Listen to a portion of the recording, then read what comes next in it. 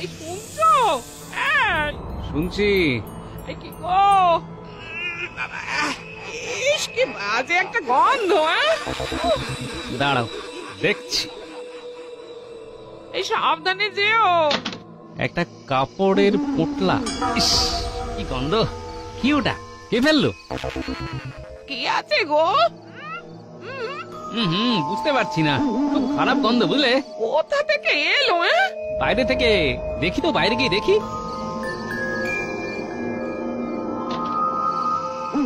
কেউ তো নেই গিন্নি। সে কি গো, তাহলে তাহলে ওই রকম ভাবে হাসলো কে?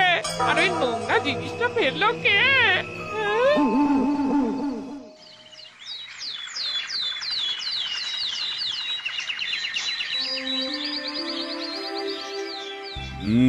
কি হলো বলো তো?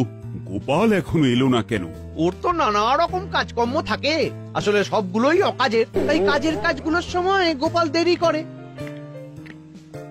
ওই তো গোপাল আসছে, কিন্তু গোপালকে এত বিধ্বস্ত দেখাচ্ছে কেন?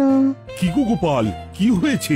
তোমার চোখ মুখ দেখে তো মনে হচ্ছে তোমার সারা রাত ঘুম হয়নি। কি করে হবে মহারাজ? মাঝরাতে কে যেন বাড়ির দাওয়ায় নোংরা কাপড়ের পোটলা ফেলে দিল। এ বাবা, ইস, আরে কে করলো? সেটাই যদি জানতে পারতাম মন্ত্রী মশাই, তাহলে তো তার ঘেঁটি ধরে মহারাজের কাছে নিয়ে আসতাম। কাউকে দেখতে পাওনি গোপাল? না পণ্ডিত মশাই, আমি কাউকে দেখিনি, কিন্তু কিন্তু হাসি শুনেছি, দু ধরনের হাসি। তার মানে ভূতের হাসি। রাজ্যতীশী, এই সময় ভূতের হাসি শোনার কি ব্যাখ্যা হতে পারে?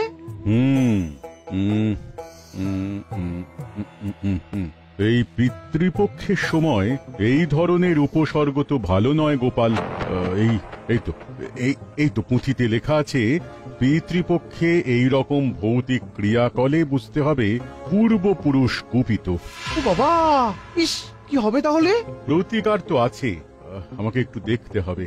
গোপাল, তুমি চিন্তা